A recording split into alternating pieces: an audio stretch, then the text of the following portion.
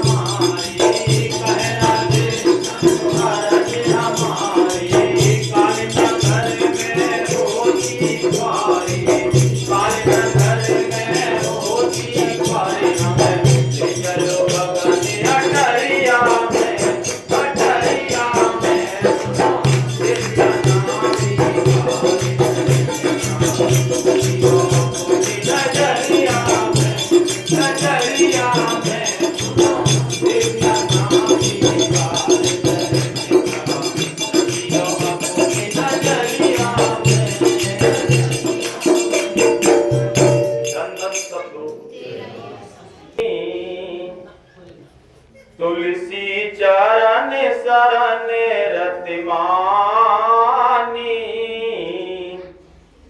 पुन बंदो संतन सरनाई जिन पुन सुरत निरत दर्शाई। देखो मालिक की मेहनत से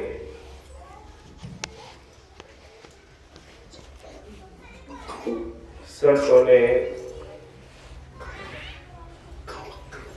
इस संसार में आकर उन तड़पते हुए जीवों को जगाया है जो मालिक की बंदगी करना चाहते हैं, जो अपने घर जाना चाहते हैं।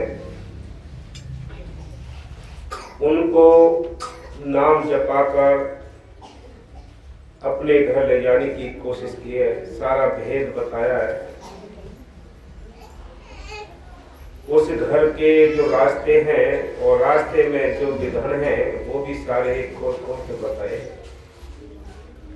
संतों ने लिखा है, एक तुलसी साहब फकीर हुए हैं आगरा में, उन्होंने इस चौपाई में बड़े सुंदर तरीके से लिखा है कि पुन पुन यानी कदम कदम श्वास श्वास मैं उन संतों के लिए नमन करता हूँ जिन्होंने मुझे उस मालिक से मिलने का भेद बता दिया, सुरत निरत का भेद बता दिया कि अगर संत ना होते तो हमें ये भेद नहीं मिलता। इसलिए संतों ने हमेशा आकर उन तड़पते हुए जीवों को जगाया जो हकीकत में अपने घर जाना चाहते हैं, जो मालिक से मिलना चाहते हैं, जिनको ये पता पड़ जाए कि ये देश हमारा है, जिसको ये पता पड़ जाए ये देश वीराना है। अभी तो हमें ये नहीं पता है कि देश पराया है या अपना है, ये पता नहीं। जिसको ये पता पड़ जाए कि ये देश वीराना है, हम सब परदेसी हैं, तो वो अपने घर जाने की चिंता करेगा। संतों ने तो हमेशा ही हर एक युग में आकर डंका बजाया है। वो कहते हैं चलो अपने घर चलो, ये तुम्हारा देश नहीं, तुम्हारा देश सतलुज सचखंड अनामी है। जिस देश से तुम वादा करके आए हो वो देश का जो मालिक है सतपुरुष है, वो तुम्हारा इंतजार कर रहा है। वो क्या करता है, वो अपने संतों को भेजता है, तो स्वयं नहीं आता, वो संतों के अंदर बैठ कर आता है, हम सब के बीच में रहता है और हमें याद दिलाता है उस घर की जिस घर को हम भूले बैठे हैं, जिस मालिक को भूले बैठे हैं, उसकी याद दिलाने के लिए वो मालिक अपने एजेंटों को, अपने संतों को, अपने राहगीरों को भेजता रहा है। पहले भी भेजे हैं, आज भी, आगे भी भेजिएगा। बिना संतों के कोई अपने घर नहीं जाता है, बिना नाम जपे कोई अपने कोर्स को पूरा नहीं करता है। जब तक संत नहीं मिलेंगे नाम नहीं मिलेगा, नाम नहीं मिलेगा तो अभ्यास नहीं बनेगा, अभ्यास नहीं बनेगा तो गगन पर नहीं चढ़ेगा, गगन पर नहीं चढ़ेगा तो कैसे अपने मालिक से मिलेगा। इसलिए संतों ने सारा कुछ भेज दिया। हाँ जी, चरण शरण संतन बलिहारी, उनके शरण यानी उनके बलिहार जाते हैं, उनके चरणों के लिए कदम कदम पर उनके लिए नमन करते हैं, बलिहार जाते हैं संतों के लिए जिन्होंने उस मालिक से मिलने का भेद बता दिया, गोविंद से मिलने का भेद बता दिया। कबीर साहब ने भी कहा है, कबीर साहब कहते हैं, उन्होंने लिखा है, बड़े सुंदर तरीके से लिखा है कि मेरे सामने स्थूल शरीर में गुरु भी है और गोविंद भी है, दोनों मेरे सामने खड़े हैं, लेकिन मैं किसको नमन करूं पहले, किसको मैं यानी झुकूं, किसके लिए मानूं, किसको कैसे मैं समझूं, किसको पहले मानूं, ये आप ही फैसला करते हैं। कहते हैं कि नहीं, मैं सबसे पहले उनको नमन करूंगा जिन्होंने गोविंद से मिलने का मुझे भेद बताया। सर्वोपरि मेरे को वो है, यानी जो स्थूल शरीर में हमें संत मिलते हैं, जो हमें नाम देते हैं और नाम देकर अपने घर ले जाने की कोशिश करते हैं, मैं उनको नमन करता हूँ। पहले कि गुरु गोविंद दो खड़े, कि गुरु भी खड़े हैं, गोविंद भी खड़ा है मेरे सामने, कि गुरु गोविंद दो खड़े काके लागू पाए, बलिहारी गुरु आपने गोविंद दियो बताए। कि उस मालिक के भेजे हुए जो संत आते हैं, खेल उसी का है सारा, गोविंद भी वही, गुरु भी वही है खेल उसको, जिसको वो जगाए, जिसको जगाए वो आप ही सारे काम करता है। तो कहते हैं कि गुरु गोविंद दो खड़े काके लागू पाए, बलिहारी गुरु का है, गुरु अपना जिसने गोविंद दियो बताया, किसी ने गोविंद बता दिया।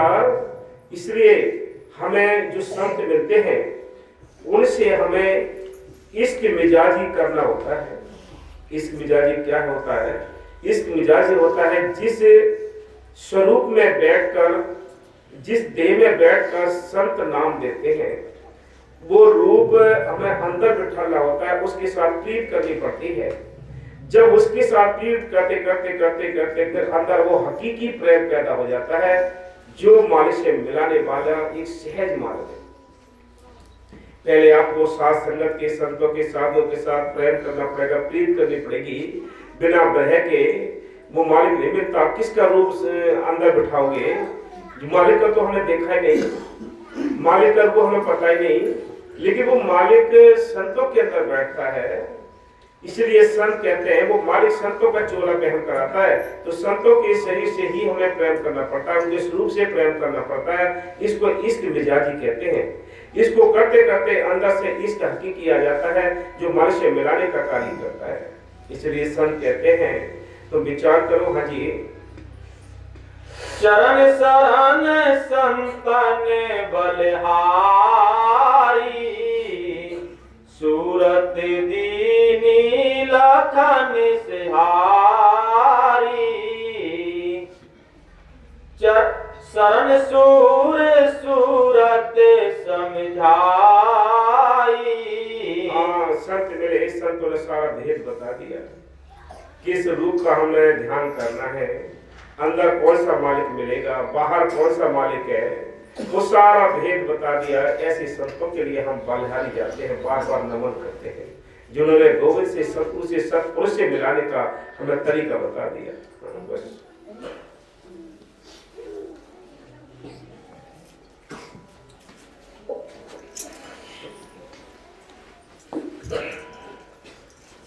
सात मंजिल महल। एक बादशाह ने, जिसके कोई औलाद नहीं थी, एक 7 मंजिला महल बनवाया। देखो, सुनो और ध्यान से सुनने की बात है। बेशक हम बैठे होते हैं, लेकिन ध्यान हमारा इधर उधर जाता है, इसलिए कुछ समझ नहीं आता है। आपका शरीर भी बैठा रहेगा, आपकी आंखें भी खुली होंगी, लेकिन अंदर एक वचन भी नहीं रुक सकता। याद रखो, जब हम तवज्जो से कोई वचन सुनते हैं, सत्संग सुनते हैं, तब हमारे अंदर वो कार्रवाई होती है, जिससे हम मालिक की वजह से अंदर उस मालिक को देखते हैं।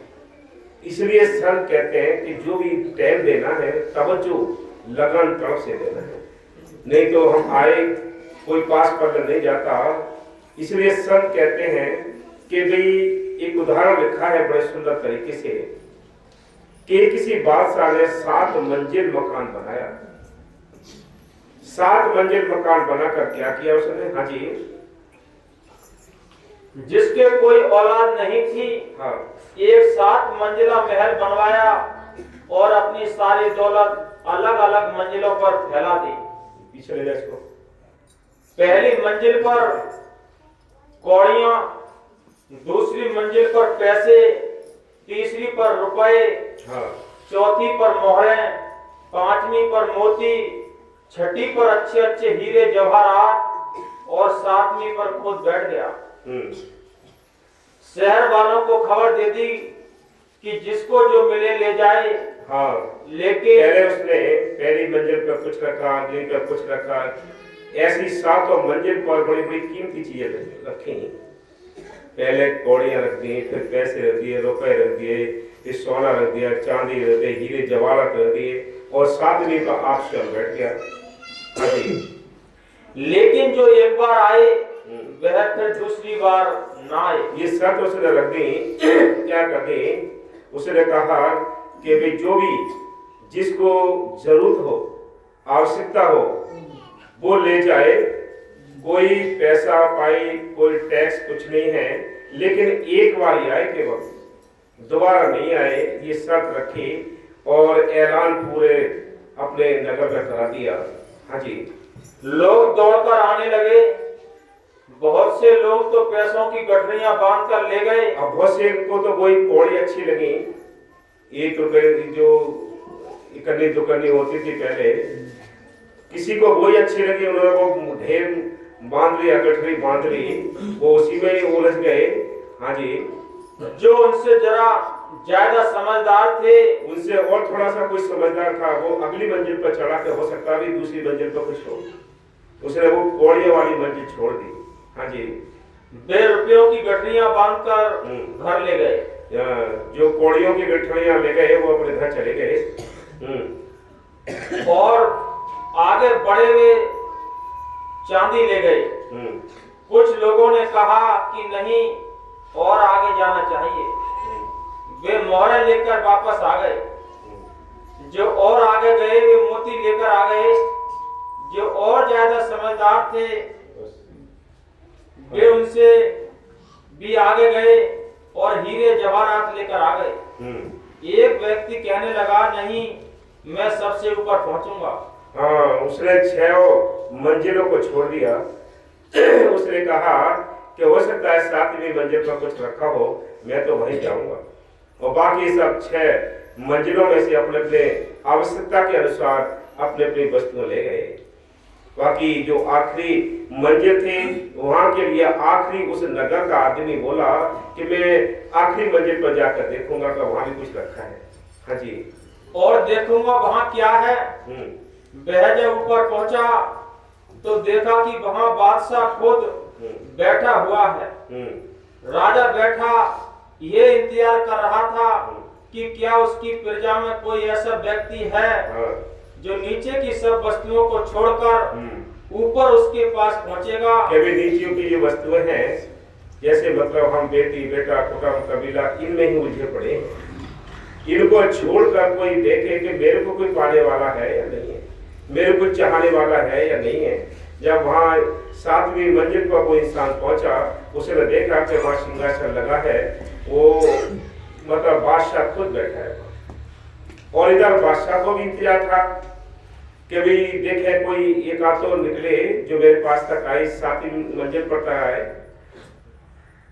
हाँ जी, बादशाह ने उसका स्वागत किया। बादशाह ने स्वागत किया उसका, बहुत मतलब उसने स्वागत किया कि चलो एक तो निकला नगर में से। हाँ जी, और अपने सिर से ताज उतार कर उसके सिर पर रख दिया। बोलो, मिल गई बादशाही। इसलिए तो संत कहते हैं कि वो आप ही न तड़पो, आप ये सोचे कि हम ही तड़पते हैं, हम ही चिंता करते हैं। तुमसे ज्यादा चिंता तो वो मालिक करता है कि जीव इस दलदल से निकलकर हमारे पास आ जाए, कोई तो आ जाए। बाबा ने इसके बारे में लिखा है कि जब जीव एक कदम रखता है मालिक की ओर को, तो वो करोड़ों कदम नीचे आ जाता है उसका हाथ पकड़ने के लिए। हम एक ही कदम नहीं रखते हैं तो वो करोड़ों कदम क्यों आएगा? ये विचार करो। हम कहाँ उलझे पड़े हैं? कौड़ियों में। कौड़ी क्या है? ये बेटी बेटा, जमीन जायदाद, घर संपत्ति, रिश्तेदार, कौम जाति, नेतागति, सर्वे, खेती बाड़ी, इनमें उलझा दिया है काल ने। यहां से किसी को बैराग हो जाए और यहां से जिसका मन उठ जाए, मन उचट जाए, यहां उसको ये दुनिया नासवान लगने लगे, तो ये समझो कि वो 7वीं मंजिल की ओर जाने के लिए तैयार है। बाकी सबको कहो, आंखें निकालते हैं, सबको कहो सेवा करो, सिमरन करो, दर्शन करो, सत्संग करो, ये आपका काम है, हमारा तो है नहीं भाई। सेवा कराते हैं आपकी है, सिमरन कराते हैं आपका है, सत्संग में बुलाते हैं आपका है, संगत से प्रेम कराते हैं आपका है, हमारा क्या है भाई? फिर भी तुम्हारा काम तुम्हारे लिए तो बता रहे हैं, फिर भी आपको ये अच्छा नहीं लगता। जिसको अच्छा लगेगा वो 7वीं मंजिल पर पहुंचेगा। हाँ जी, अब वो से देखो आज संगत कमाई है ना, क्यों कमाई है कि अंदर बैठा हुआ मन ने कहा कभी परसों का आई है सत्संग करके ना, कितनी भीड़ थी, पूरा आश्रम भरा हुआ था। बोलो, तो मन तो कदम कदम पर रोकने के लिए खड़ा है। मन किसका एजेंट है? काल का। काल ने ठेका दिया है मन को, किस लिए? किस आत्मा को गुमराह करने के लिए। कदम कदम पर उसकी चाल होती है, पता नहीं पड़ता, बहुत बड़ी चाल है। हाँ जी, बादशाह ने उसका स्वागत किया। हाँ जी, और अपने सिर से ताज उतार कर उसके सिर पर रख दिया। बोलो, और उसको बादशाह बना दिया। बादशाह बना दिया। दुर्भाग्यवश हर जीव के भाग में ये ज्ञान नहीं होता। ये सबके अपने भी बस की बात नहीं है। कोशिश तो करो, चुनाव लड़ते हैं लोग, अगर हम पहले ही हार कर बैठ जाएं तो अरे वो तो बहुत बड़ा आदमी है, उसके आगे तो हम जीतेंगे नहीं, तो हम तो टिकट ही नहीं लाएंगे, फिर हम तो चुनाव लड़ेंगे ही नहीं है। एक सीट होती है और 50 उसके दावेदार होते हैं, सब तो जीतेंगे नहीं, ये सबको भी पता है। लेकिन कोशिश तो सभी करते हैं, जी जान से लड़ते तो सभी हैं। अखाड़े में पहलवान दो होते हैं, जब दोनों लड़ते हैं दोनों अपने दाव पे चलाते हैं, लेकिन जहां चूक जिसकी हो जाती है वो हार जाता है, जहां जो अपने दाव का इस्तेमाल कर लेता है समय रहते हुए, बस वो जीत जाता है। इसलिए मनुष्य में के रहते हुए जिसने इस बात को समझ लिया वो जीत गया, बाकी सब 84 में हार गए। फिर भी दया करते सन कवि साहब कहते हैं मन के हारे हार है, मन के जीते जीत। कि अगर तुम मन से एक बार हार भी गए, बैठ जाओ, फिर आगे को चलो, पीछे बैक मत आओ। अगर बैक आ जाओगे, घर वापस आ जाओगे, तो याद रखो हार जाओगे। आप चलते रहो, आगे कुछ बढ़ते रहो, तो जीत आपकी होगी। जैसे उछल कूद मन करता है, एक वो कहावत सबको पता है, एक कछुआ और खरगोश की एक कहानी है। उनमें बहस हुई, शर्त रखी, एक मतलब रेस का फैसला हुआ उनका कि भाई कौन पहुंचे। और खरगोश तो बहुत तेज तलवार होता है, बड़ा फुर्तीला होता है, बहुत तेज दौड़ता है। वो कह रहा 2 मिनट में इसको हरा दूंगा, चलते ही कहा ऐसा से चलता है ये कछुआ, तो वो पैर कहाँ चलते, उसको कोई दौड़ता है नहीं है। कह रहा कि भाई मैं इसको तो 2 मिनट में हरा दूंगा। दोनों की रेस छूट गई। कछुआ को तो पता ही नहीं था कि मैं जीत पाऊंगा, लेकिन वो बैठा नहीं, वो धीरे धीरे धीरे धीरे अपने छोटे छोटे पैरों से चलता रहा, चलता रहा, चलता रहा। खरगोश बोला कि देखो कितना आ गया अभी। उसने देखा चला आ रहा है, मैं थोड़ा आराम कर लूं और इससे पहले फिर निकल जाऊंगा। वो एक किसी ठंडी जगह पर बैठ गया छुपके। उसको जैसी ठंड लगी वैसे ही उसको नींद आ गई। कछुआ अपना बैठा नहीं, उसने तो सोचा था मेरे को लक्ष्य पर जाना है। वो अपना चलता रहा, चलता रहा, चलता रहा। वो अपनी मंजिल पर पहुंच गया, और जब वहां पहुंच गया तब कछुआ की नींद खुली। तो खरगोश की नींद जब खुली, जब वो वहां कछुआ पहुंच गया अपनी मंजिल पर, उसने अपने लक्ष्य को प्राप्त कर लिया है। देखो, तो ये ना समझो कि भाई अपने आप को कमजोर मत समझो, आप लगे रहो। बाबा मेरे साहब जी बार बार समझाया करते थे कि लगे रहो, चलते फिरते उठते बैठते, यहाँ तक भी टट्टी पेशाब के टाइम भी उसको याद रखो। एक दिन आपकी जीत हो जाएगी। अब रेस तो लगी हुई है आपके साथ। हम आत्मा ये कछुआ है और मन ये खरगोश है। ये दौड़ रहा है रातों दिन, इसकी चाल बहुत तेज है, लेकिन आप धीरे धीरे, तो सब इसके बारे में भी कहते हैं धीरे धीरे रे मना धीरे सब कुछ होए, मारी सींचे के बड़ा भी तो आए फल कि समय आने पर वृक्ष फल और फूल देते हैं। और हम समय से पहले अगर उसमें कुछ चाहे कि भी हम पानी लगाएं, खाद ज्यादा लगाएं और फल और फूल जल्दी आ जाए, तो ये आपके मन को धोखा है। आप थक जाओगे, आपको वो चीज जो चाह रहे वो मिलेगी नहीं, तो आप वापस घर आ जाओगे, निराश हो जाओगे।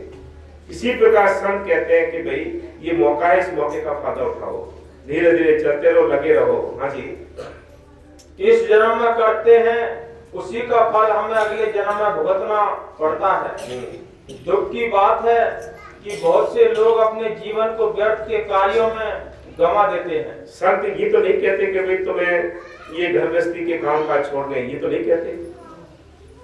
संत ये कहते जिस जाति में रहते हो जिस जाति में रहो, जिस देश में रहते हो उस देश में रहो, जिस मजहब में रहते हो उस मजहब में रहो, जिस घर में रहते हो उस घर में रहो, जिन बच्चों में रहते हो उन बच्चों के साथ रहो, उनके हकलाल की मेहनत करके उनकी गुजारे भी करो। लेकिन क्या करना है कि इसमें से थोड़ा टाइम निकालकर सुबह शाम मालिक की याद में बैठना है। जो आपने परमात्मा के लिए टाइम दिया है, सेवा, दर्शन, सत्संग, सिमरन किया है, ये आपका अपना धन है, इसको कोई नहीं बांटेगा। बाकी सब धन बढ़ जाएंगे। 10 घंटे 12 घंटे ड्यूटी जो सर्विस करते हो, खेती बाड़ी करते हो, बिजनेस करते हो, इसके द्वारा जितना भी धन मिलेगा आपको, जितना भी आपके लिए संसाधन आप इकट्ठे करेंगे वो सब यही ले जाएंगे। और तो और जिस काया को साथ लिए घूमते हो, इस काया ने भी आपका साथ छोड़ देना। ये काया भी आपके साथ ले जाएगी। ये यहाँ मिट्टी में या तो इसको दबा देंगे या आग में जलाकर इसके कोयले बना देंगे।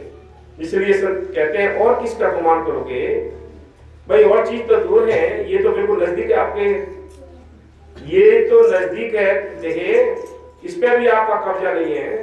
अगर किसी का इस पे कब्जा हो तो बताओ, कोई चाहता है कि हमारे पास बुढ़ापा आ जाए? बच्चे बचपन में होते हैं और फूल के समान लगते हैं। वो जब फूल के समान लगते हैं तो संत कहते हैं कि उनको हम मुंह पे उठाए रखते हैं। कोई चाहता है कि ये समय निकल जाए? कोई नहीं चाहता। संत कहते हैं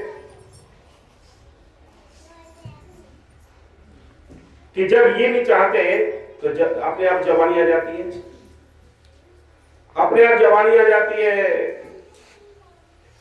अपने आप बुढ़ापा जाता है। कोई दीवार लगा लेगा? कोई दीवार लगाएगा? कितना अरबपति करोड़पति, कितना ही बड़ा इंसान हो, देश का उद्योगपति हो, पैसे में बहुत ज्यादा धनवान हो, लेकिन मालिक की मेहर से विचार करो, विचार तो करके देखो, किसी ने दीवार लगाई है कि बुढ़ापा ना आए? सबकी खाल सुकड़ जाती है, चाहे कोई बड़े कितना बड़ा नेता हो, चाहे देश का राष्ट्रपति हो, चाहे संत भी क्यों ना हो। लेकिन हाँ, संतों का उल्टा काम है। क्या उल्टा है? उल्टा ये है कि दुनिया के लोगों पर बुढ़ापे की ओर को जाते हैं तो उनका रूप कुरूप हो जाता है। संत जब बुढ़ापे की ओर को जाते हैं तो उनका रूप नूर में बदल जाता है। ऐसा ही है ना? सब कुछ उल्टा हो जाता है। ये देखो, दुनिया के लोगों पर बुढ़ापे में यानी रूप कुरूप हो जाता है, लेकिन संतों पर रूप नूर हो जाता है। बुढ़ापे में भी नूर झलकता है। ये आता है, उल्टी जवानी आती है। संतों पर जवानी आती है आखिरी टाइम, बुढ़ापे के टाइम, और दुनिया पर जवानी कब आती है? बीच में आती है। इसलिए संत कहते हैं कि तुम्हारे पर कोई भी किसी का अधिकार नहीं है, ना धन दौलत पर अधिकार है, ना जमीन जायदाद पर अधिकार है आपका, न ही किसी प्रकार के और भी दावा आप नहीं कर सकते हैं। जिस काया को लिए घूमते, इस काया पे आपका अधिकार नहीं है। अगर काया पे अधिकार होता तो कोई डाल ना तो निकलवाएगा? है नहीं, मरेगा। अगर वैसे कोई कह दे कि भाई एक थप्पड़ के मारे सारे दांत बाहर निकाल देंगे, तो लड़ जाएगा, मर जाएगा, लिपट जाएगा, गाली गलौज देगा। और जब वो हुक्म करता है कि भाई चलो दांत निकालो, तो डॉक्टर साहब से हाथ जोड़ते, डॉक्टर साहब 200 रुपए ले लो और ठीक तरीके से दर्द ना हो निकालवा देते हैं। तो अपना कब्जा तो नहीं है। अगर अपना कब्जा हो तो कोई डॉक्टर निकलने वाले बताओ? इसलिए संत कहते हैं, पैसे भी देते हैं और दांत निकलता भी आते हैं। बताओ, चमड़ी सुकड़ जाती है, चमक पर चमक है, याद रखना। चमक पे चमक है, याद रखना। जवानी में मेकअप करोगे, लड़कियां मेकअप करती जवानी में, तो चमक पे चमकी तो बढ़ती जवानी में। और जब ही चमकीली मतलब जो एक रोशनी होती है उनके चेहरे पर पड़ती है, शरीर पर पड़ती है, वो चमक किसकी है? वो तुम्हारे मेकअप की नहीं, तुम्हारे मेकअप की चमक नहीं, चमक तुम्हारी बॉडी की है, अंदर उस जवानी की चमक है। वो मेकअप आप बुढ़ापे में करवा दो, किसी को, किसी बुढ़िया को करवा दो। पहले तो गांव के लोग ना जीने देंगे कि बुढ़िया को कैसा आनंद आ रहा है, देखो कितना मेकअप कर रही है। तो चमक के हैं सभी साथी, लगा दिन चार का मेला, चमक के साथी है सभी, सारे चमक के साथी हैं। शरीर भी हमारा चमक का साथी है। जब इस शरीर पर चमक होगी तभी मेकअप चमकेगा। सोच लो अच्छी तरह। यानी आप किसी बूढ़े आदमी को पैंट शर्ट पहना दो, कैप लगा दो, बैट ऊपर बंधवा दो, लोग बागों कहेंगे कि जोकर बन गया है, कहेंगे जोकर बन गया है। और लेकिन उसकी आप देखिए बॉडी पे तो अच्छे लग रहे हैं, जवानी में अच्छे कपड़े पहनेगा, जवानी में अच्छे मतलब सुंदर फैशन की चीजें पहनता है तो कोई कहता है उसको ये संसारी अपने आप निगलेक्ट कर देता है। संसारी आपको यानी आपको पीछे हटा देगा, जाओ हटो, तुम्हारा नंबर खत्म, तुमने मेकअप कर लिया, तुमने अच्छे कपड़े पहन लिए, पीछे हट जाओ और को आने दो। तो बड़े बड़े चार भाई पर होते हैं, कह रहे औरों को देख के कहते हैं, क्या कहते हैं, भैया तू इतनी मत बात कर, हमने भी हमारा जमाना था कभी है। जमाना कब था? जब जमाना था तो तुम जागे नहीं, जब जमाना था तो सोए पड़े थे। संत कहते हैं जाग जाओ, जाग रहे मुसाफिर प्यारे सो में मतना, हीरा सा जन्म प्यारे खो में मतना, हीरा सा जन्म मिला है। ये सारा कुछ बर्बाद होता जा रहा है। कौन करा रहा है? काल ने ठेका ले रखा है। जैसे कोई ठेकेदार बिल्डिंग का ठेका लेता है तो ठेकेदार काम नहीं करता, उसके पास अच्छी गाड़ी होती है और वो साइड पर जाता है, मिस्त्रियों को देखता है, लेबर को देखता है, सस्ती लेबर लगा देता है, लेकिन काम उसका क्या होता है? निगरानी करना, फोरमैनी करना। ऐसे ही आत्मा को गुमराह करने के लिए मन ने ठेका लिया है काल से। और क्या ठेका लिया है? हम इस आत्मा को न सेवा करने देंगे, न सिमरन करने देंगे, न सत्संग सुनने देंगे, न परमात्मा को कार्य करने देंगे। जब भी ये बात आती है तो तमाम तरह के काम आ जाते हैं कि ये काम पड़ा है, ये फसल काटनी है, ये बिल्डिंग बनानी है, ये जमीन करना, वहां रिश्तेदारी में जाना, वहां मौत में जाना है। हजारों काम बना देता है ये मन और झट परमार से रोक लेता है। तो इसलिए संत कहते हैं कि भाई जाग जाओ, इस धोखे की नगरी है ये, यहाँ धोखे ही खड़े हैं। जैसे फसल के अंदर फटे पुराने कपड़े पहनाकर और किसी लकड़ी पे और एक धोखे खड़े कर देते हैं, इंसान की तरह बना देते हैं। देखा है पक्षी डर के मारे। हाँ, वो जानवर जो होते हैं उनके लिए बनाए जाते हैं वो, कि भाई ये हमारी फसल की रखवाली करेंगे, लेकिन वो फसल की रखवाली नहीं करते।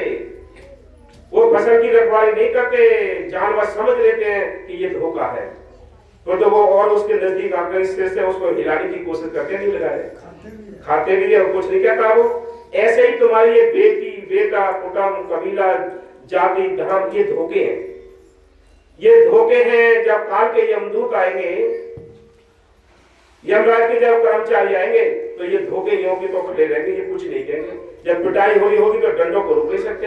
पिटाई अंदर होती है, रोते हम बाहर हैं, अंदर तड़प रहे हैं, रहते हम बाहर हैं। जो भी हमने कार्य इस संसार के किए हैं, पूजा की बाहर किए, तीर्थों पर गए बाहर गए, और भी जितने कर्म कांड किए सब बाहर ही तो किए हैं, अंदर का तो कोई काम नहीं किया। अगर अंदर का सिमरन किया होता, अंदर से मालिक को ध्यान किया होता, तो उस अंदर की पिटाई से अंदर वाला बचाता है। ये याद रखना। बाहर के बहन भाई तो इस डेड बॉडी के मुर्दे को पीटेंगे, कहाँ गए मम्मी, कहाँ गए पापा, शरीर को पीटेंगे, उसको नहीं देखेंगे, आवत जावत रखे ना कोई, वो घर में धुंध मचावेगा, मन रहना उससे आ रहे छोड़ ले दे आवेगा। बस घोगड़ा से घोड़गड़ कहते काल के लिए कि एक दिन वो जरूर आएगा, हिसाब किताब उसने जरूर लेना है, तुम समझ लो भाई। हाँ जी। जब बेटे बेटियों में उलझे रहते हैं, वे अपनी उम्र पैसे इकट्ठे करने में गुजार देते हैं। देखो हम नहीं कह रहे, ये किताबें भी कहते हैं, ग्रंथ भी कहते हैं ये बात को, क्या हम उन चीजों में उलझे पड़े हैं जहां हमें धोखे मिलने हैं। हाँ जी। जो लोग थोड़े समझदार हैं, हाँ, वे रुपए कमा लेते हैं। हाँ जी। जो लोग नित्य नियम नमाज रोजे आदि रखते हैं, वे चांदी ले लेते हैं। जिन्होंने 9 दरवाजे छोड़कर अंदर पर्दा खोला, वे आंखों से ऊपर चढ़े, आल में पानी यानी मृत्युलोक को छोड़कर आल में रूहानी या सहस्त्र कमल में पहुंचे। जिन्होंने उस संतों से तलाश करके नाम लेकर नाम का अभ्यास कर लिया और 7वीं मंजिल पर पहुंच गए, सतलोक में पहुंच गए, उनको अब मंजिल अपनी पूरी हो गई। इसलिए हमें सब रोकने के लिए काल ने बड़े आदम खड़े कर रखे। काम, क्रोध, लोभ, मोह, अहंकार, इंद्रियां, रजोगुण, तमोगुण, तमाम चारों ओर से बैरी बैरी लगा रखे।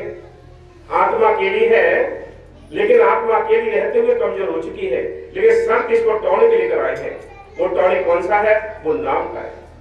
कहते रहे तेरी काया रहे अब मस्त, नाम की पी ले रे बूटी, ब्रह्मा पी ले विष्णु पी और पी सकती दास कबीरा ने ऐसी पी आप भगवान के। वो नाम की बूटी पियो, वो नाम की बूटी तुझे जिस दिन मिलेगी उस दिन ये आत्मा बलवान हो जाएगी और इन दुश्मनों से, इस फौज से लड़ने के लायक हो जाएगी, तब अपने घर जाएगी, नहीं तो इस काल के देश में फंसी फंसी ऐसी ही पड़ी रहेगी। हाँ जी। उन्होंने मोहर ले ली। हाँ। जो ब्रह्म में पहुंचे उन्होंने मोती ले लिए। हाँ जी। जो पार ब्रह्म में पहुंचे उन्होंने हीरे जवाहरात ले लिए। जिसने कहा कि नहीं मुझे ध्रुव तक पहुंचना है, वह ऊपर गया, तो आगे शहंशाह अकाल पुरुष को बैठे देखा। अकाल पुरुष ने उसको अपने साथ मिला लिया। देखो विचार करें, आपके अंदर करोड़ों खंड ब्रह्मांड हैं, करोड़ों खुशियां हैं, सुख और शांति है। खुद खुदा अकाल पुरुष आपके अंदर है। मनुष्य कर लें।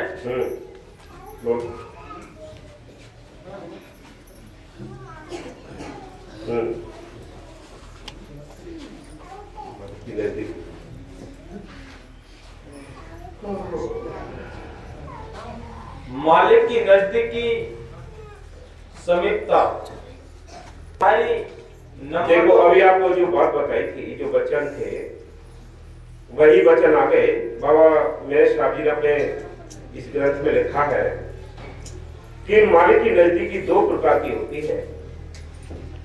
कौन सी? जाहिरी बाहरी। नंबर 2 एक जाहिरी होती है जिसको इश्क मिजाजी हमने बताया अभी। हाँ, एक जाहिरी होती है, एक इश्क हकीकी भी होती है, बातनी भी होती है। कौन सी? अंदरूनी बाहरी तो संत जनों की संगत करना है। हाँ। मौलवी लोग साहब फरमाते हैं कि अगर कोई ये चाहे कि वह खुदा के पास बैठे तो वह औलिया अल्लाह अर्थात संतों की सोबत करे, क्योंकि वहां खुदा के जिक्र के सिवाय और कोई बात नहीं होती। हाँ जी। उनकी एक घड़ी की सोबत प्रेम से की हुई 100 वर्ष की बंदगी से अधिक अच्छी। अब आप देखो, आप मालिक की मेहर से बड़े भाग्यशाली हो जो नजदीक के रहने वाले हैं। रात को 12 बजे तक आप रहते हो। सुबह आपने 1 महीने के लिए फेरी लगाई थी 3 बजे से 6 बजे तक, वो भी आपको बहुत कीमती टाइम लगा था। वो आप ये ना समझो आप बैठोगे नींद आ जाएगी, सो जाओगे, लेकिन जो फेरी का टाइम था वो 100% लगता है। उसकी याद में जाग रहे हो। काल ने अपनी चादर उड़ा दी, नींद आ गई, सो गए, खत्म हो गया। थोड़ा बहुत परसेंट मिलता है। मालिक की मेहर से इसी प्रकार संत कहते हैं बड़ा कीमती समय जो हमारे हाथ से गुजरता जा रहा है। हाँ जी। उनकी एक घड़ी की सोबत प्रेम से की हुई 100 वर्ष की बंदगी से अधिक अच्छी है। ये याद रखो, यानी संतों की सोबत, संतों के सत्संग सुनने और उनका फल कितना है। एक जो लिखा है कि संत मिलन को चाहिए तज माया अभिमान, जो जो पग आगे रखे कोटन यज्ञ समान। लेकिन ये होंगे कब? यानी करोड़ों यज्ञों का फल मिलता है संतों की हो जाने का। सच्चा साधु संत हो, पहली बात। दूसरा, हमारा अपना भाव भी सच्चा और निष्पक्ष होना चाहिए, निस्वार्थ होना चाहिए। तब कहीं जाकर आपको कुछ लाभ मिलेगा संतों के पास जाने का, सत्संग सुनने का। अगर हम कुछ गंदगी लेकर आए हैं, मन के अंदर भ्रम लेकर आए हैं और यहाँ बैठे हैं, तो ना तो आपके कुछ समझ में आएगा और ना साथ कुछ जाएगा। याद रखो। हाँ जी। जब तो उनकी सोबत से दूर हो गया, हाँ, तो समझ ले मालिक से दूर हो गया। जब साथ संगत की सोबत से, संतों की सोबत से दूर हो गया तो ये समझ ले तो मालिक से दूर हो गया, फिर काल के हवाले हो गया। काल हाथ पकड़ लेता, अच्छी तरह चल इधर चल। फिर इंसान जो सीधी बात है उसको उल्टी कहता है। क्या हमें तो ये बात समझ नहीं आती है, हमें तो ये बात समझ नहीं आती है। इन्हीं उलझनों में ये जीवन रूपी पड़ा इसके हाथ से छूट जाता है। हाँ जी। सो बाहरी नजदीकी तो संत जनों की संगत है। हाँ। अंदरूनी नजदीकी दिल से दिल का रास्ता बने बगैर नहीं बनती। दिल का दिल से रास्ता बनने के लिए संतों से हद दर्जे के प्यार की जरूरत है। जब प्यार और प्रेम का सिलसिला जारी हुआ तो प्राकृतिक तौर पर ध्यान बनना शुरू हो जाता है, जिससे प्रेमियों के दिल में प्रीतम की तस्वीर हर समय रहने लगती है। जिस तस्वीर के लिए ध्यानी ध्यान लगा लगा कर थक जाते हैं, परंतु अंदर शत्रु की तस्वीर नहीं बनती। संतों से प्रेम करने से अपने आप बननी आरंभ हो जाती है। देखो, जिस प्रकार अभी एक जो आपको उदाहरण समझाया था कि 7 मंजिल महल बनाया किसी बादशाह ने, उनको क्रम बाई क्रम आपको हर एक स्टेज पर, हर एक मंजिल पर कुछ ना कुछ कीमती चीजें, जो आगे बढ़ते गए उतनी कीमती चीजें मिलती गई। तो उसके बारे में क्या कहा है बाबा मस्ताना जी ने लिखा है। हाँ जी ले।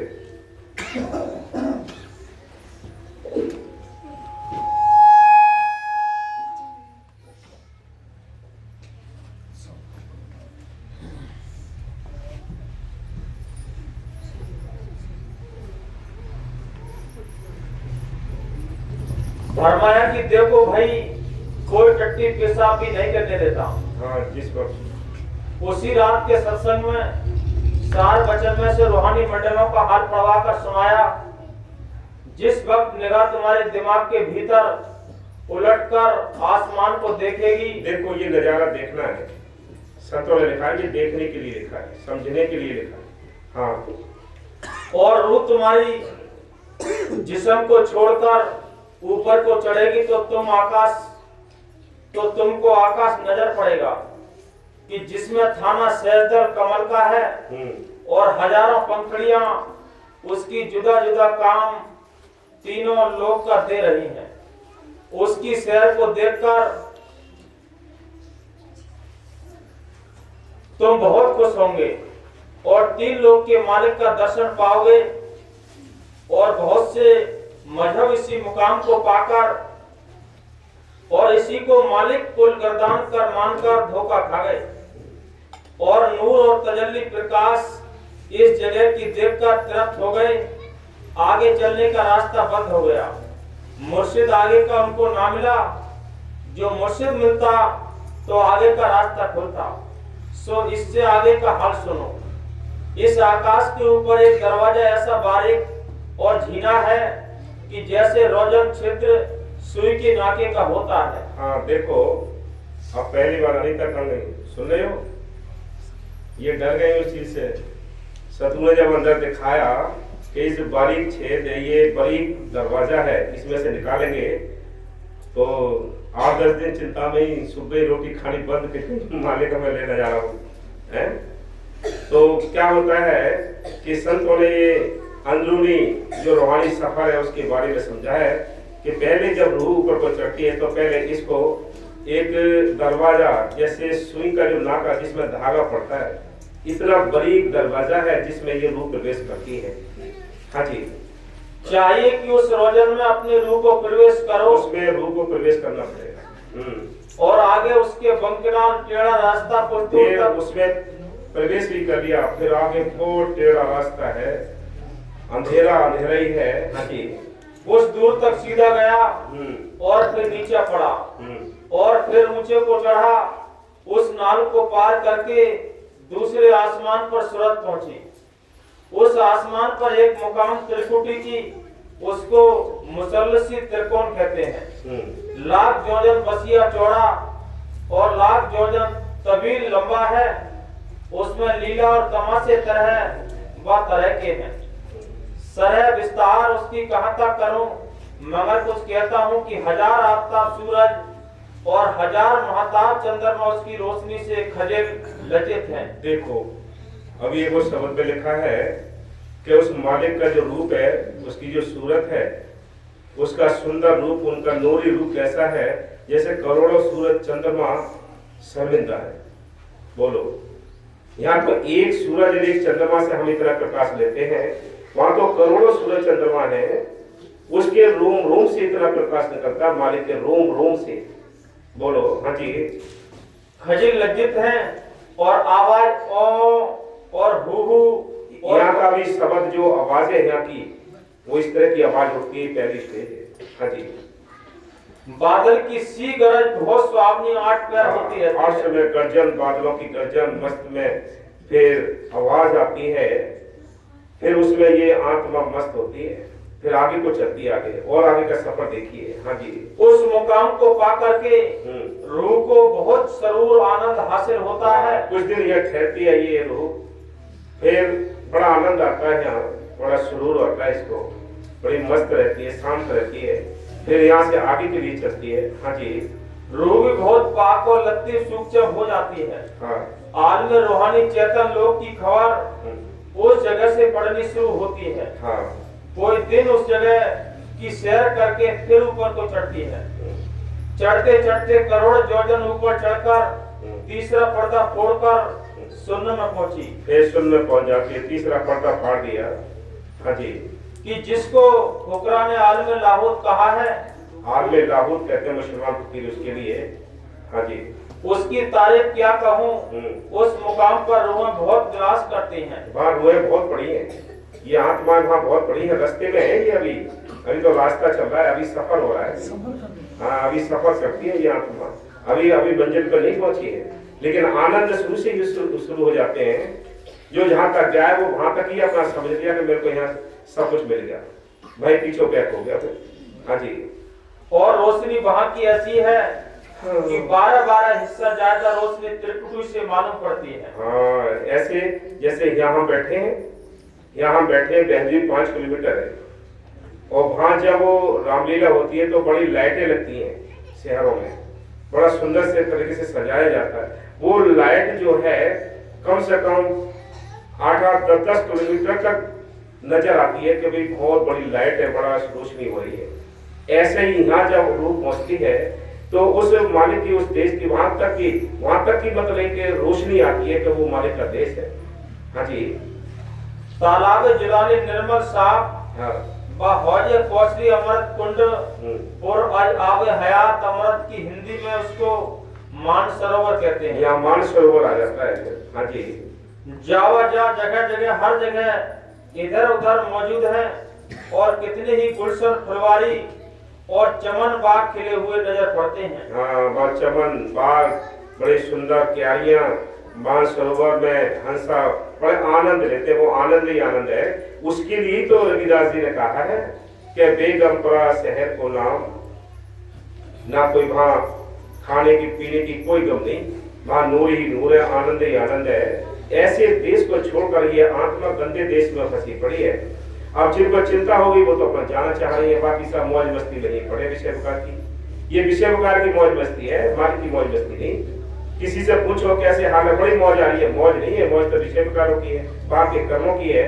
मौज तो वो है जो संतों से नाम लेकर नाम का अभ्यास करके उस मौज में बरतना। हाँ जी। और अक्सर रुआ व सूरत नाजनीना, हाँ, खूबसूरत मुकामाते मुख्तलिफ जुदा पर रक्स नृत्य कर रही हैं। वह गिजाए हाय लतीफज बस सीरी उम्दा और मीठा खाना खुशनुमा सुहावनी तरोताजा तैयार है, और नगमे राग व तरानहा रागनी हर जानिब दिशा को हो रहे हैं। ये आत्मा के लिए, जैसे आपने देखे वो कांवड़ वाले जाते हो तो कांवड़ वालों को जगह जगह बड़े स्टाइल हैं, बड़े खाने पीने की चीजें रखी हैं, सुंदर टेंट लगे हैं, कहीं डीजे बज रहे हैं। ऐसे ही सफर इस रूह का है अंदर। ये तो एक टेम्परेरी वो चीजें हैं, लेकिन रूहानी सफर वो अलग चीज है। लेकिन वहां भी इस आत्मा के लिए जगह जगह सुंदरता अलग अलग दिखाई देती है। हाँ जी। उस आनंद व स्वरूप को रूह रसीदा पहुंची हुई जानती है, कहने में नहीं आ सकता, और हर एक जगह झरने आवे हयात के जारी हैं। हाँ, झरने आवे हयात यानी अमृत के कुंड भरे पड़े हैं वहाँ। बोलो।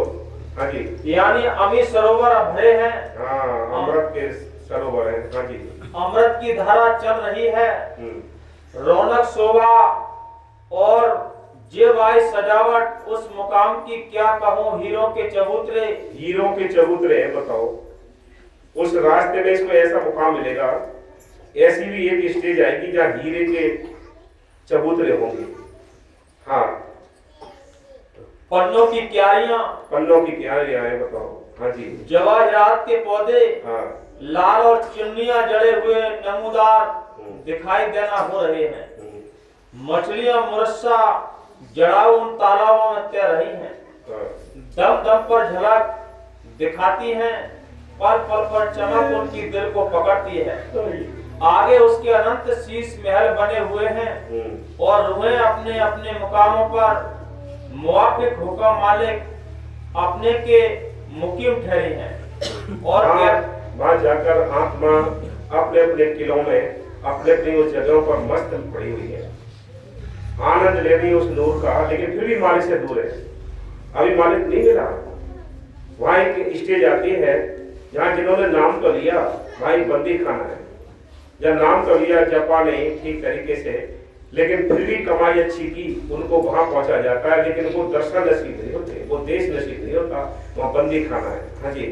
मालिक अपने के मुकीम ठहरी हैं और कैफियत और विलास नए नए परस्पर देखती हैं हाँ। और दिखाती हैं कि हिंदी में उन्होंने उन्हीं रूहों को हंस मंडली करके बयान किया है। हाँ, यहाँ हंस मंडली बैठी होती है, यहाँ मस्त रहते हैं ये हंस मंडली। हाँ जी। नक्शबंदी, चित्रकारी और बनावट उन मुकामों की देखने ही के ताल्लुक है। कुल कारखाना उस जगह का रूहानी है, यानी चेतन, लतीफ, सूक्ष्म, कशीफ, स्थूल और जड़ नहीं है। और वहाँ की रूहों में लतापत, सूक्ष्मता और पाकी निर्मलता आज बस बहुत है।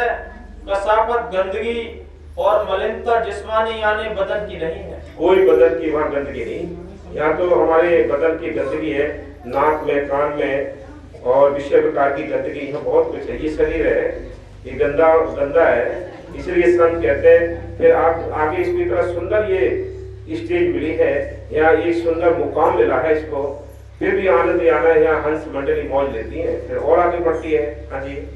और सरह उस शहर कहा कि फकीर जानते हैं। हाँ। ज्यादा खोलना उसका मुनासिब नहीं, मुद्दत कसीर बहुत ज्यादा उस जगह रूह इस फकीर की ने सैर की, फिर मुर्शिदों की हिदायत से आगे को चली। फिर आगे को चलती है मुर्शिद, यानी संग सतगुरु होता है तब ये रूह आगे बढ़ती है।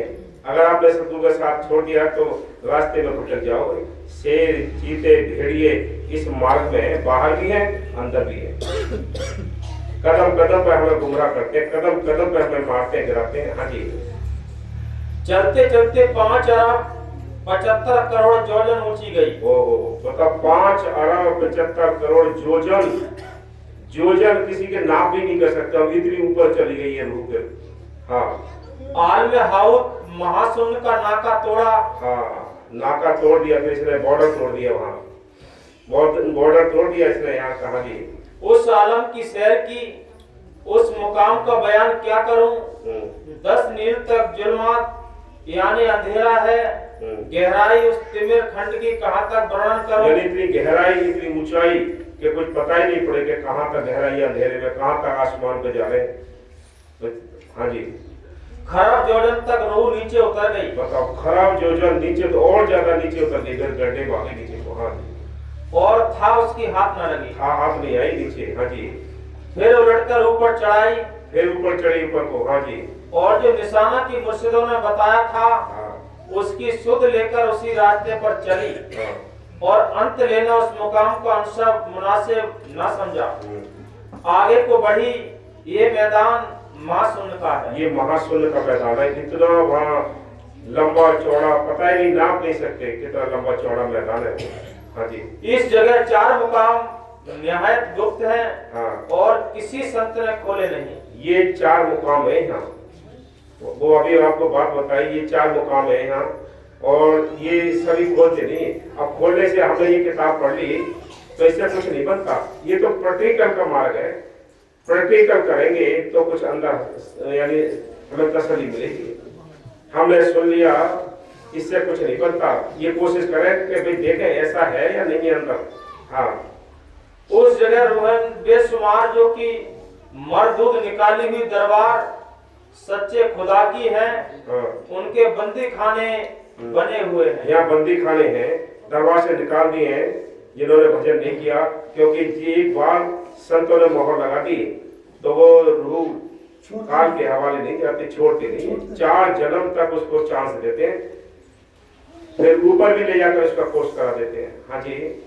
अगरचे तकलीफ उन रूहों को उस जगह कुछ नहीं है, अपनी अपनी रोशनी में अपना अपना कार्य करती रहती हैं। सब अपना अपना कार्य कर रहे हैं वहाँ। हाँ जी। लेकिन दर्शन मालिक का उनको नसीब नहीं होता। दर्शन नसीब नहीं मालिक का।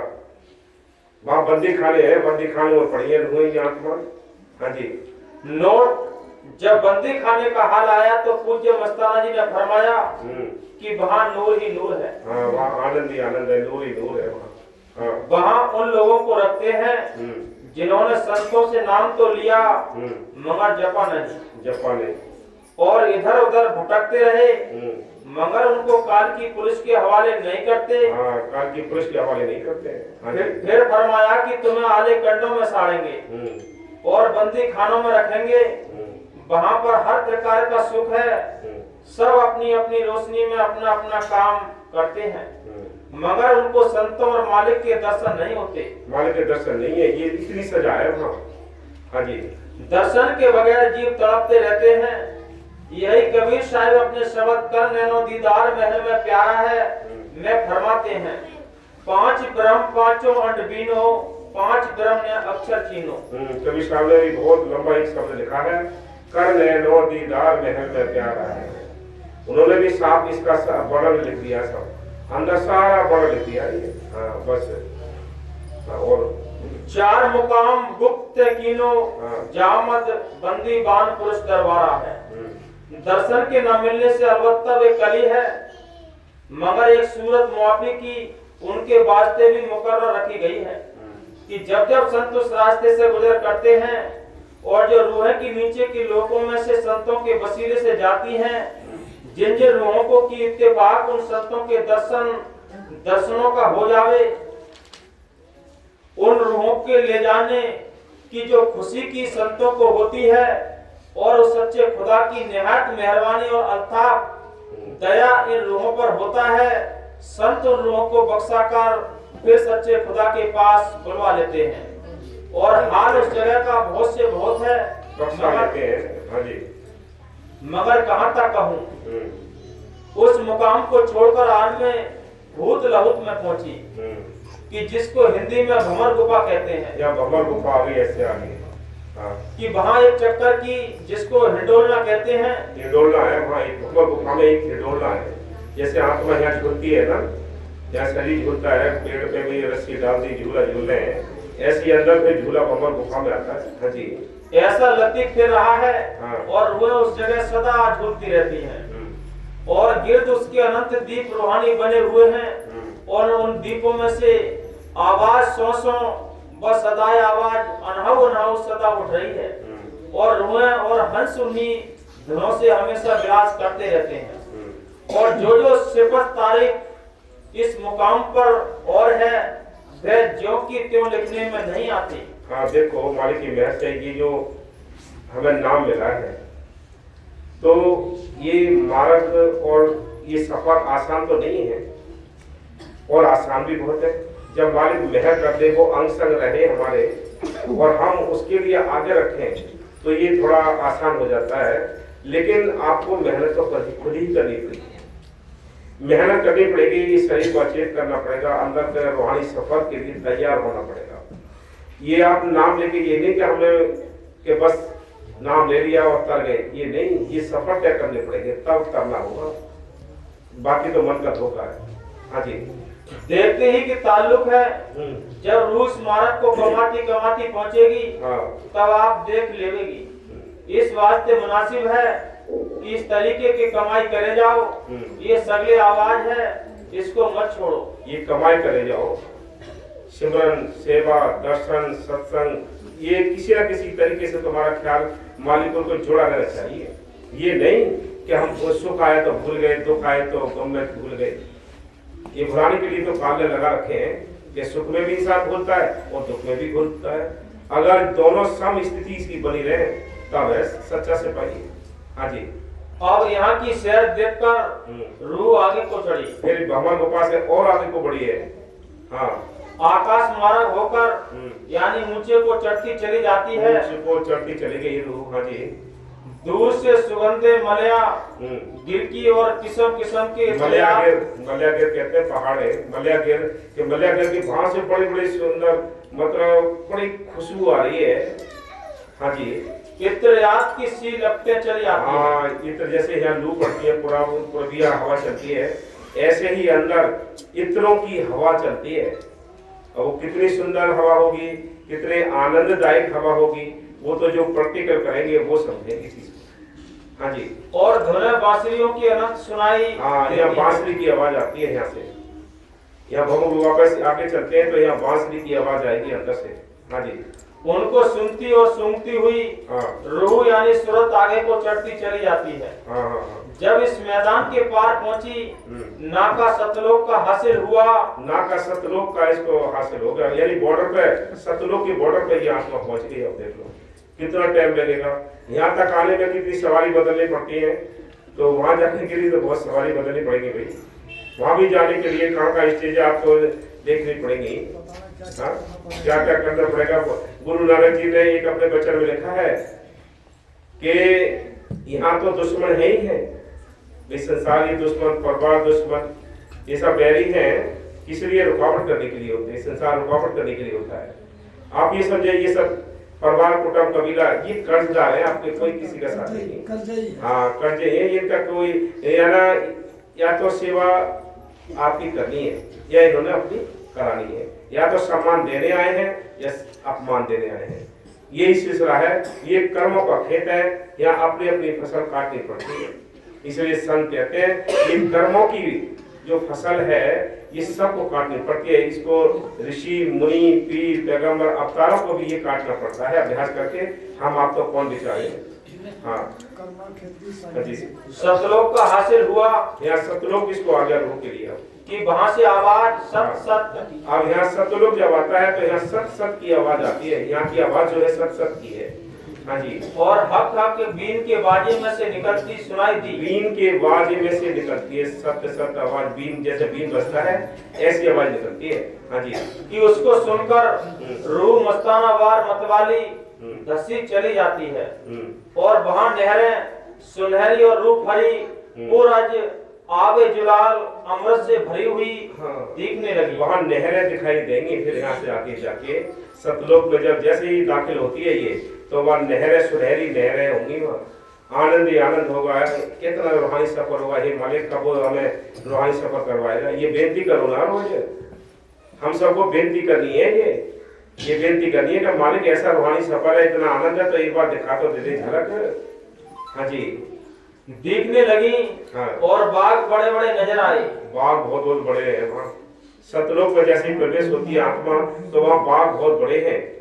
और आम के ऐसे से वृक्ष हैं जिनकी टहनियाँ 200-200 किलोमीटर लंबी टहनियाँ हैं। बताओ, 200-200 मन का आम है। बाग मस्तानी कह रहे वो कब खाने हैं। हाँ जी, एक एक दरख्त उसका करोड़ करोड़ योजन की बुलंदी ऊंचाई। बताओ, करोड़ योजन ऊंचा, कितनी लंबाई होगी भाई उसकी। ये सत्य लिखा है, कोई असत्य नहीं है। ये सत्य लिखा है। ये वाणी दोनों संतों ने अवलंबन किया है, अनुभव किया है, तभी तो लिखा है कि एक एक वृक्ष की करोड़ों योजन, कितना ऊंचा होगा वृक्ष। यहाँ 10 मंजिल के लिए हम सोचने लगते हैं कि हमने टोपी गिर गई, वहां तो करोड़ों योजन है भाई, कितनी ऊंचाई होगी। हाँ, करोड़ों योजन की बुलंदी ऊंचाई रखता है। हाँ जी, फिर इससे अगले देश का हाल सुनाते हुए फरमाया। हाँ, फिर अगले देश को, यहाँ से अगले देश को चल देती है आत्मा। यहाँ सतलोक के आगे के देश इसको मिलता है, आगे की मंजिल शुरू करती है ये। हाँ, उस जगह दरख्तों की 200-200 मील लंबी टहनियां हैं। हाँ, आगे जब और बढ़ती है आत्मा तो 200-200 लंबी मील यानी टहनियां एक एक वृक्ष की। हाँ, उनमें 2-2 मन की आम। कितना बड़ा हो गया भाई, 250 तो लिए हैं। एक वृक्ष की पहुंचेगी, बताओ हैं। वो इतनी बड़ी टहनी है, बताओ। फिर और उनमें 2-2 मन के बताओ, आम लगे आम है, कब खाओगे। 2-2 मन के आम है उन टहनियों में। बताओ, ये रूह की सफर है, ये अंदर का खेल है। आज आपको बहुत सुंदर ये बाबा जी ने निकलवाया है सत्संग कि कुछ देखो। ये चीजें देखने की कोशिश करनी पड़ेगी भाई, हम अंदर देखें, मेहनत करें, किसी के चक्कर में ना पड़ो। कौन से चक्कर में? किसी को ये ना सोचो कि कौन क्या कह रहा है, कौन क्या कर रहा है, सेवा करता है कोई नहीं करता है, कोई आता है या नहीं आता है, इन चीजों के चक्कर में पड़ो। हाँ, वो कब खाओगे, वो कब खाओगे। हाँ जी, और सूरज और चांद करोड़ों बजाए फूल और फलों के लगे हुए हैं। हाँ, और अनेक रूहें और हंस उन दरख्तों पर बजाए जानवरों के चेचे और विलास कर रहे हैं। हाँ, चे चे चे चे ये चिड़िया बोलती है ना, यहाँ हम शाम को इन वृक्षों पर जाती हैं। वो चिड़िया यहाँ बसेरा ऐसे किए हुए हैं कि शुरू से ही आज से 25 साल पहले ज्यादा हो गए तो 2-4 चिड़िया होती थी। अब वो चिड़िया बढ़ते बढ़ते इतना झुंड हो गई है कि 2-4 हजार चिड़िया होंगी, लेकिन यहाँ वो रहती नहीं, केवल कभी कभी बसेरा के लिए आती हैं। और इतनी आती है कि पेड़ों पर ऐसे लटकी दिखती हैं और पूरी रात मस्ती से रहती हैं, सुबह हो जाती हैं। उनका लेखा जोखा है बेटी। हाँ जी, अजब लीला उस मुकाम की है हाँ। कि कहने में नहीं आ सकती। अजब लीला है उस मुकाम की, उस देश की अजब लीला है, ये समझो आप। अब ये खुद अपने आप डिसीजन लो कि हमें ये देखना है, हमें ये देखना है। ये सामूहिक नहीं है, ये सूरत चढ़ेगी तो अकेले की चढ़ेगी, ना भाई, ना बंधु, ना माँ, ना बाप, ना कुटुंब, ना कबीला, किसी के साथ नहीं चढ़ेगी। आप कमाई करेंगे, आपकी चढ़ेगी, कोई किसी का साथी नहीं रूहान के सफर में। ये साथी है तो यहाँ है कर्ज ये हमारा है यहाँ, इस कर्ज के लिए तो बेचे हैं। इस कर्ज के लिए इंसान मेहनत कर लेता है, देश प्रदेश चला जाता है, कितनी मेहनत करता है, कठिन से कठिन मेहनत करता है, लेकिन क्या किसी से कहता है कि मैं इतनी मेहनत की है? क्या किसी से कहता है? अगर परमार्थ की बात आती है, थोड़ा सेवा सिमरन की बात आती है, आश्रम की बात आती है, 1000 बार कहेगा मैंने इतनी सेवा कर दी, हमने इतनी सेवा करी है, हमने इतनी ये करा है। यहाँ की थकान बहुत बता देगा, लेकिन जिंदगी निकल जाती है इसकी स्वार्थ में, वो थकान कभी किसी को कोई नहीं बताता। बताते हैं? कोई नहीं बताता, क्योंकि ये असली काम है परमार्थ का। हाँ जी, ये लीला देखती हुई रूह यानी सूरत सतलोक में दाखिल हुई। हाँ। और सतपुरुष का दर्शन पाया। यहाँ सतपुरुष मिल गया इसको। हाँ जी, अब सतपुरुष के स्वरूप का वर्णन करता हूँ। हाँ। कि एक एक रोम उसका इस कदर मुनव्वर रोशन प्रकाशवान है। हाँ। कि करोड़ों सूरज और चांद शर्मिंदा है। बोलो, एक एक रोम, कितने रोम होते हैं इस शरीर के? एक एक रोम से इतना करोड़ों सूरज चंद्रमा का प्रकाश निकलता है, कितना वहां प्रकाश ही प्रकाश होगा। हाँ जी, जबकि एक रोम की ऐसी सिफत है। हाँ। तो तमाम रोमों की क्या सिफत? एक रोम में इतने, एक रोम से इतना प्रकाश है, तो शरीर के अंदर कितने रोम है? रोम ही रोम है, छिद्र छिद्र है, हम आपको दिखाई देते थे छेद है। पसीना कहाँ से निकलता है? पसीना कहाँ से आता है? छेद है, पूरी बॉडी के अंदर छेद है, पूरी बॉडी में छेद है, वो छिद्र है, एक एक उसको रोम कहते हैं। हाँ जी, और जिस्म की तारीफ कहाँ, गुंजाइश, नयन नासिका, श्रवण मुख, हाथ और पांव का क्या वर्णन करूं, महज नूर ही नूर है। वहाँ नूर ही नूर है बस। हाँ जी, नूर का समुद्र कहूं तो नहीं बनता। एक पदम पालंग घेर सतलोक का है। और पालंग की शुमार ये है। और इसकी नाप जो है और बढ़ गई, पदम संख, ये नाप है, ये गिनती है, ये और बढ़ गई ज्यादा, करोड़ों योजन, अरबों खरबों योजन से भी आगे पहुंच गई है। हाँ, ये त्रिलोकी एक पालंग है। पस दराजी लंबाई और वुसअत चौड़ाई सतलोक की किस कदर बढ़ी हुई कि कयास समझ अनुमान काम नहीं कर सकता। हाँ, अनुमान काम नहीं करता। हाँ। और रूहें पाक की जिनको हंस कहते हैं वहां बसती हैं और सतपुरुष का दर्शन करती हैं और नवाए आवाज बिना जावा जा सुन रही हैं। वह गिजाए आहार अमी हमेशा खाती रहती हैं। इस मुकाम का भी विलास देखकर रूह आगे को चली और अलग लोक में पहुंची। अलग पुरुष का दर्शन पाया। एक संघ का घेर उस लोक का है। बताओ। और अरब खरब, बताओ, संघ अरब खरब से ज्यादा आ गया है। ज्यादा है। हाँ, संघ बताओ कितनी नाप है भाई। हाँ, तोल भी नहीं सकते, नाप भी नहीं सकते, फीता भी काम नहीं करेंगे। हाँ। और अरब खरब सूरजों का उजाला एक रोम में अलग पुरुष के हैं। फिर वहां से ऊपर को चली, अगम लोक को पाया कि जिसका घेर महासंघ पालन का है। हाँ। और करोड़ संख्य की काया जिस्म अगम पुरुष की है। और वहां के हंसों के रूप भी अद्भुत हैं। हाँ, वहां के हंस अलग है, कुछ आनंद बस बड़े सुंदर हैं। हाँ जी। और विलासी वहां के अचरज रूप हैं। इस जगह बहुत मुद्दत विश्राम किया। इससे आगे अनामी पुरुष का दीदार किया। अब आ गया अनामी पुरुष, इतना सफर तय किया तब अनामी पुरुष आए। हाँ। और उसमें समाई। हाँ। वह बेइंतहा अपार और बेशुमार और बेअंत है। और फकीरों का निज स्थान वही है। उसको पाकर के सब संत चुप हो गए चुप हो गए। और मैं भी अब चुप होता हूँ। ठीक है, धन दशरथ धन सतगुरु। चुप हो जाओ, बंद कर दे भाई।